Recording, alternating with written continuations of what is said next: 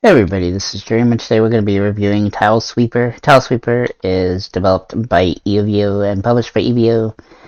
This particular game is a Minesweeper game.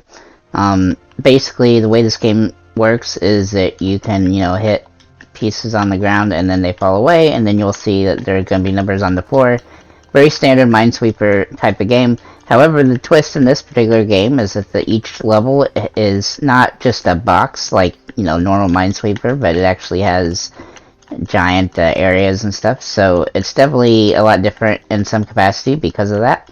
The game itself, though, does play pretty well.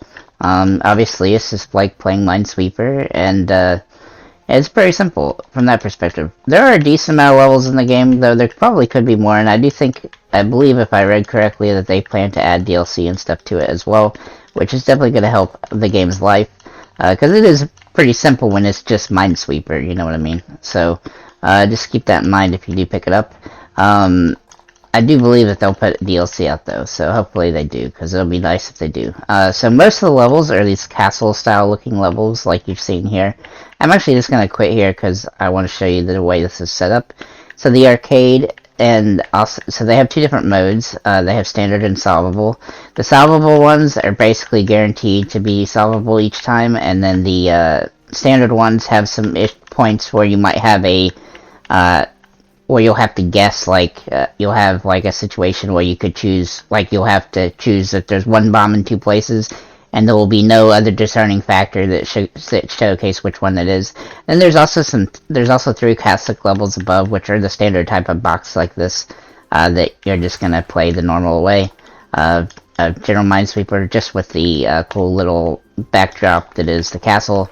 Like I said, the game's pretty simple, except for, I will say that the game is actually extremely difficult, especially on the higher difficulties, or the bigger levels and stuff, and they get quite advanced, so you're definitely gonna have to, get used to the game and be really good at Minesweeper, probably, to really complete this game. However, I do like it, and I think it's a pretty fun game. It does have some different, like, things, so you've seen me use here.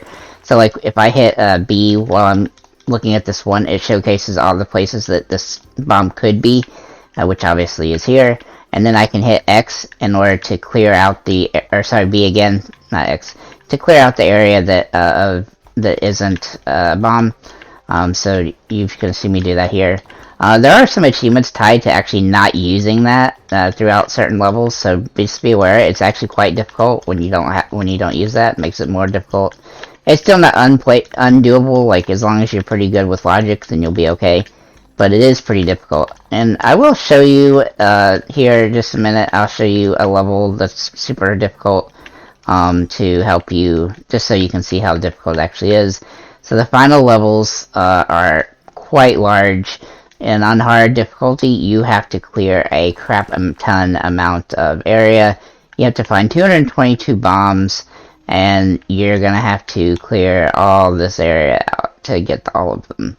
Now, one thing I will note that each one of these little sections inside the puzzle has a specific amount of bombs in each one, so that does help a little. For instance, these little side sections have 8 bombs in them, and then, like, these side sections have 10, and I believe these long sections on the side have 9, and I believe these ones on the ends have 12.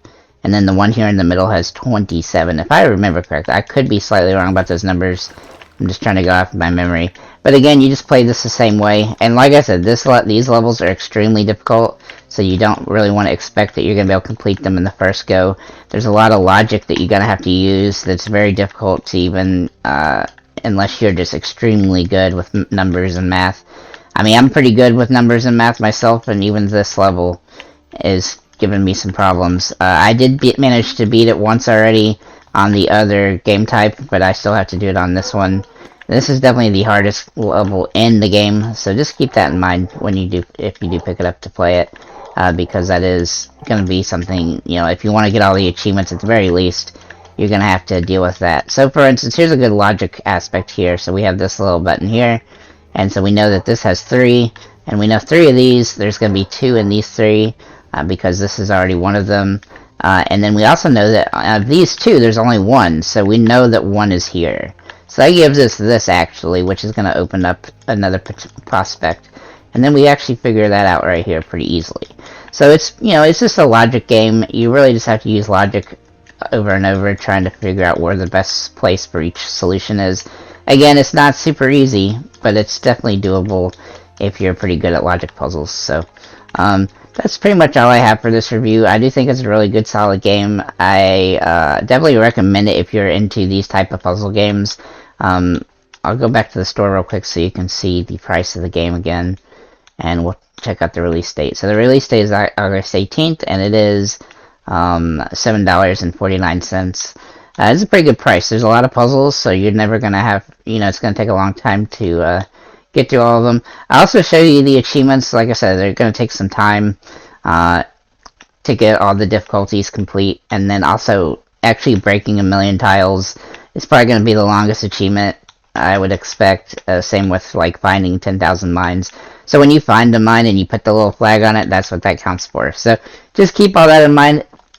You know, there's nothing too just difficult about the game when it comes to the achievements. It's just beating all the levels and, you know, just doing it over and over. So thanks for liking, commenting, subscribing, guys, and have a nice day.